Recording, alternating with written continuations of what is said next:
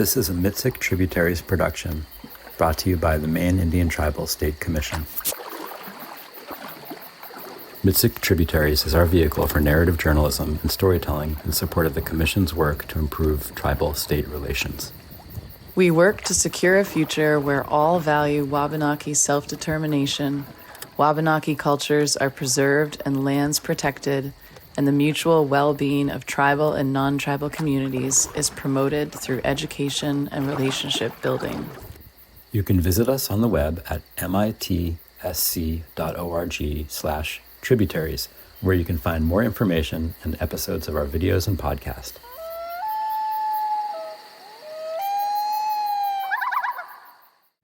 In this episode of Tributaries, Brian Altvater speaks about the forthcoming Alewife Run, a relay from Sipayik to Forest City. Established in 2012 by the Schoodic RiverKeepers and allies on both sides of the river, the run aims to raise awareness about the vital role of the alewife and their traditional migration to spawning grounds. Brian also shares some of the long history of the Skutik River, native sea-run fish, and the Passamaquoddy tribe's relationship with both. More recent developments, such as dam removal and restoration of fish passage to the Schoodic River, have had the positive impact of alewives returning in increasing numbers. I'm Brian Altvater Sr. I'm a tribal member here at the Passamaquoddy tribe at Sipayik, our Pleasant Point. The alewives population has gone down, way down. They think that as many as 80 million fish migrated up the river when they had unfettered access, pre-European contact.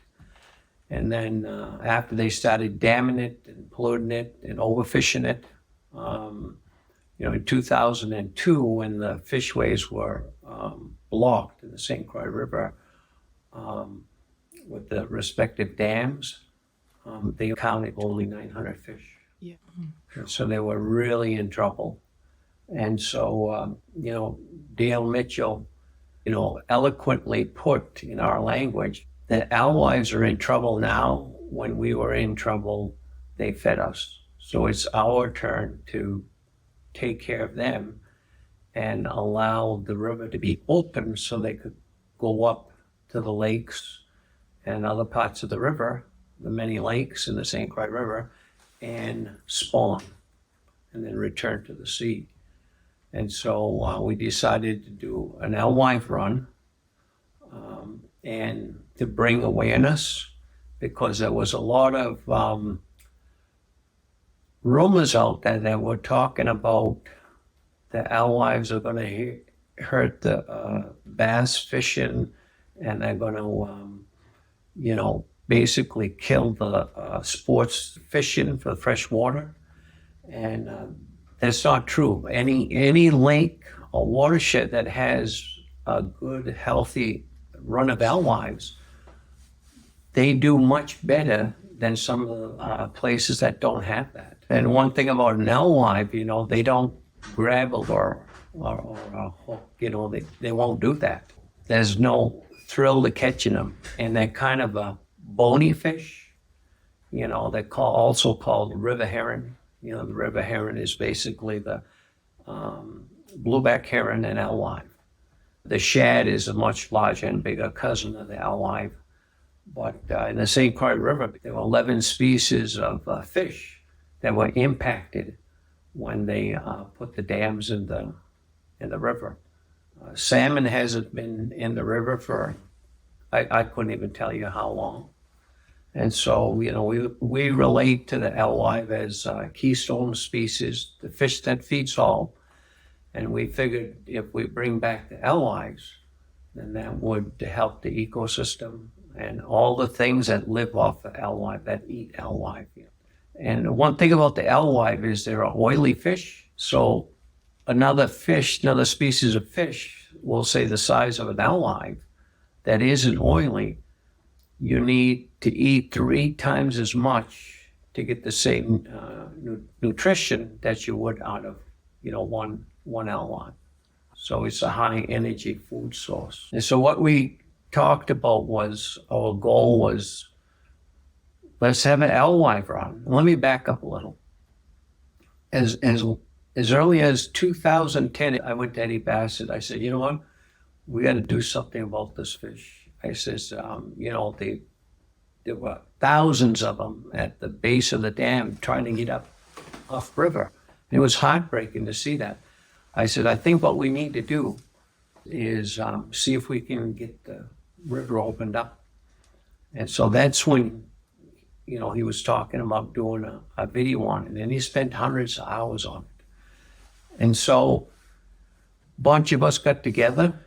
Chief Aggie was one of them, Dale Mitchell, Vera Francis, and a few other people. We got together, and we said, we need a strategy. And so doing the film was one way to do that. Eddie spent hundreds of hours. I used to go with him to a lot of different places, the filming and stuff. And I found out how little I knew about the river. I mean, the history of the river and, the many lakes that dump into it. There's the East Branch and the West Branch of the St. Croix River, or the Schoodic River.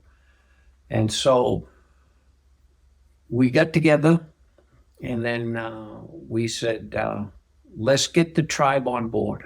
So we got the Pleasant Point Chief and Council to pass a resolution demanding that the alewives, that the river be opened up. Then we went to the Joint Tribal Council, which is the supreme governing body of the Passamaquoddies. It's Indian Township Chief and Council, 6 council members, chief, vice chief, the same thing at Pleasant Point. We got them to pass a resolution. And then Paul Bazoka drafted up a state of emergency, declaring that the river was in such dire straits that we had to do something immediately. And that was signed by some of the tribes within the state of Maine. And Madonna October introduced LD 72, act to open up the St. Croix River, fishways so they could migrate up the river and spawn. And it happened in 2013. And so I think this will be our 4th or 5th Alewife Run. We make T-shirts, and we want to bring awareness. I guess the Passamaquoddies kind of feel like this river's in our ancestral homeland, but I don't look at it as our river. I look at it as everybody's river. And that without the help of our neighbors on the other side of the river, St. Stephen, St. Andrews, and other allies, I don't think we would have been successful in opening up the river. And so each year, not every year, but we have an Alewife Run. And then anyone that wants to walk a run, we really, from Split Rock here at Pleasant Point, the first year we went all the way up to Mud Lake Street, which is on the other side of Forest City. And there's an old pit there where our people used to camp. And there's a 3,000-year-old pit there with bones of 4 different sea-run fish that they used to catch and eat. And the main fish was the alewives. The first year we went there, and last year we went to Forest City, which is just a short ways from Mud Lake Stream. And we're going to do that again with all our neighbors and friends and allies that support our efforts. And last year was a really good run. We actually had 18 runners. We had 9 men and 9 women. Nice. This year we're going to try to place a little more of an emphasis on the children. We want some of the youth to participate in the relay. It's a fun time, but at the same time, it kind of, somebody says that alewives are like the native people, indigenous people. It's like pushed aside and deemed as a pest. And they demonize the alewife too, like the alewives were harming other species of fish. But that couldn't be further from the truth. I mean, they've been here for, thousands of years, And then an invasive species, such as the smallmouth bass, they protect them more than the species that's been here for thousands of years. It's kind of like the native people push us on reservations and take all the natural resources and exploit them, and we're kind of in the way in the eyes of some people. But if you really look at it, we've been here the longest and we know the most about the land and what's best for the environment. And I went to my spiritual advisor, who's passed on to the spirit world since. Well, when I went to him, he says, this was back in the 90s. He says, the alewives will be able to run up that river. He said, eventually. He said, but it's on spirit time, not your time, so you need to be patient. He says, but don't give up the fight. Mm-hmm. And so I haven't. And, just last fall in 2023, the dam is out at Milltown. And that's the first obstacle that the fish going upstream have to encounter. The next obstacle is about 19 miles inland in Woodland or Baileyville, where, you have the mill there in Woodland. And there's a big dam there too. But we're in the process of, some of the Chief Agage's group and the RiverKeepers, Chief is part of the RiverKeepers, have secured some funding. So there'll be a fish lift installed at the Woodland Dam. And I think safely it probably could pass 20 million fish. The fishway that was there, it's kind of outlived its life. It's fallen apart. So ideally what I'd like to see is a natural bypass, a natural fishway, but that would take years to plan and do, and it'd be quite costly. So rather than let the fishway fall apart, we thought it'd be best to have a fish lift for right now. And so last year, I think about 840,000 fish passed up by Milltown in the St. Croix River to go and spawn, which is a pretty good increase from 2002 of only 900 fish. Can you talk a little bit about the name Schoodic? My understanding is I was called the Passamaquoddy River way back when, and then the Skutik River. And my understanding is, Skut means fire, Schoodic means place of many fires. They used to say that there'd be so many fires up around Milltown that the sky would be all orange from the many fires of people cooking and smoking alewives. And there was near where the dam just came out in Milltown, which is right next, actually Calais. There was a place called Salmon Falls, and they blew up that ledge to accommodate the dam. So, they changed a lot of the river in that regards. Eventually, they changed it to St. Croix. So that's what they call it now. But we refer to it as Schoodic. Vera Francis had some really good ideas because she says, what do you think of, because she was on our team early on, she says, what do you think of calling our group the Schoodic RiverKeepers? I says, I wasn't thinking in them terms. I was just thinking in getting the river open. I said, sure. And so that's when that started. And then after, we really got established in 2012. And actually, it might have been a little earlier than that, probably 2011. But 2012, I went and I asked Paul Bazolka. At the time, he was the MITSIC chair. And I says, hey, Paul, I said, I'd like you to join the RiverKeepers. And I'll have to tell you, that was one of the best moves we ever made. I mean, everything was fast-tracked. because where he had that experience working on Mitzik, he knew all the people at the State House. He knew all the players.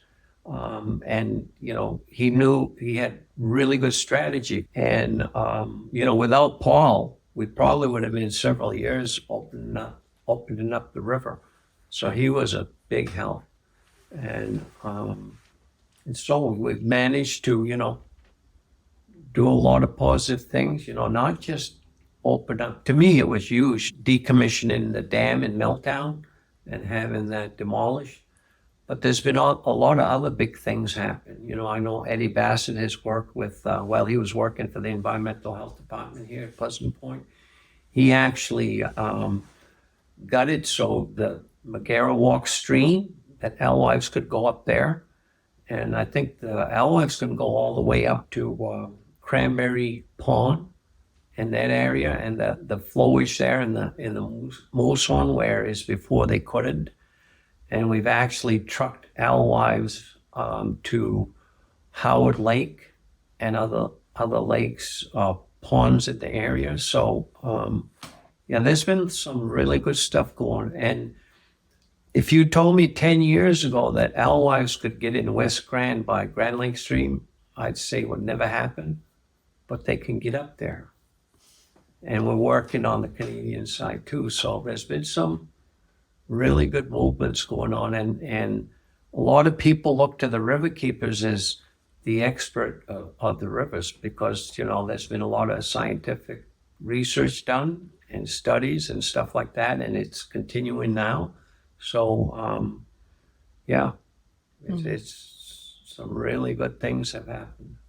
The other thing is, like, as a result of the things we've done, every spring, the kids at Sipayik Elementary, they go up to Passamaquoddy Dam, the first dam, and catch alewives and do some testing, you know, scale samples and stuff like that, measurements, weights, and things like that.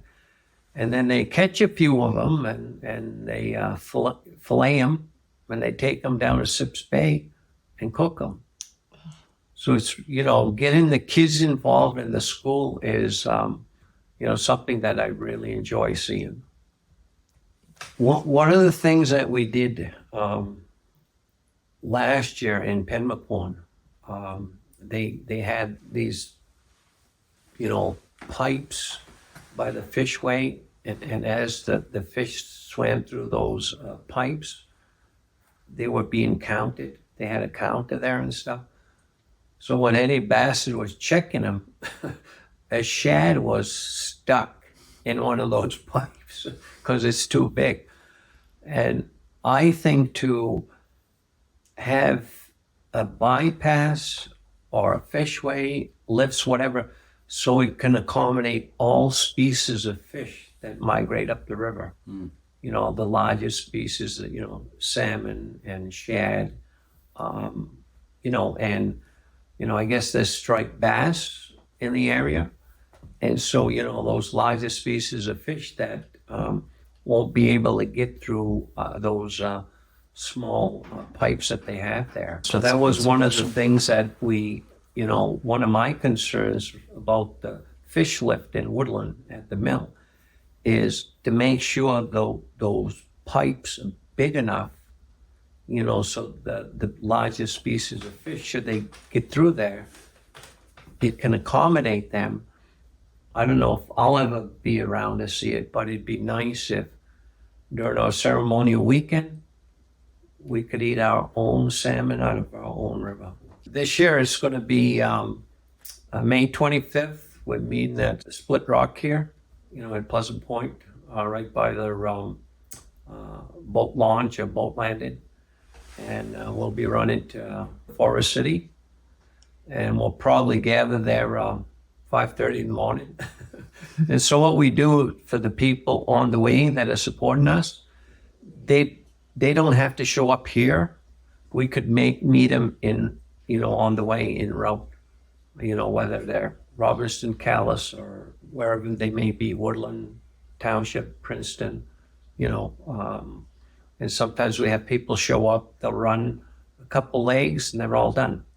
And, that's fine. But, without that, we wouldn't be able to get it done. So, yeah. And we're having 300 shirts made up, and, we'll be giving them out. And that also brings awareness too. I had a young tribal member, a young lady, do the design to the shirts. And then we're going to have quite a few return runners and walkers from last year. So, and what I failed to mention is I work for the Wabanaki REACH program. And what REACH wants to do is have a stop midway through the day or the run and give a little history of the river and the significance of the run, and maybe have a little something to eat and stuff, and just kind of like reminisce about why we're doing all of this, in honor of the Alewife and our ancestors, and then continue on our run. So it should be a good time. It'll be fun. It is fun. That's the other thing is, it's a lot of fun. And the very first year, we knew actually, he made a song up called the Alewife song. And I've been asking people, Wee's not with us anymore. I said, did anybody record that? And nobody did. So I don't know, because it's this beautiful song. It's a beautiful song. Again, it talked about the Alewives going up and not being able to go up, and then finally they're able to go up and then return. And I guess for me, I want my great-grandchildren to realize that, we have to take care of the environment. We have to protect things, and we have to be proactive, and we just can't sit back and, let things get destroyed and exploited, because time's running out. Time's running out. And, somebody asked me the other day if I was going elvering. And I say the same thing. I says, I'm trying to restore the environment and the fish and not exploit them. I mean, I realize that people have to fish, for income and all that. But, I think when the river's healthy enough, we'll look at how much we can take from it safely while it maintains a steady population of fish. And I think the rule of thumb is if you have 200 alewives per acre in your watershed, you can harvest 165 annually and leave 75, and the next year you'll have that same amount. But I want, future generations to say, I'm glad we opened up the river, and I'd like to see the river healthy again, productive, and not have to fight with people to allow the sea-run fish to migrate up there and spawn. And the same goes for the salt freshwater species that spawn in freshwater. They shouldn't have all these obstacles to encounter. They should be able to do that freely like they've been for thousands of years. That's to me, that's, I'm not doing this for me. I'm doing this for my children, my grandchildren, great-grandchildren, and future generations. That's my selfish reason of doing it. Willie 1, thanks to Brian Altvater, the Schoodic RiverKeepers, and all allies of the Skutik River. Mitsik Tributaries. For more information, visit mitsc.org.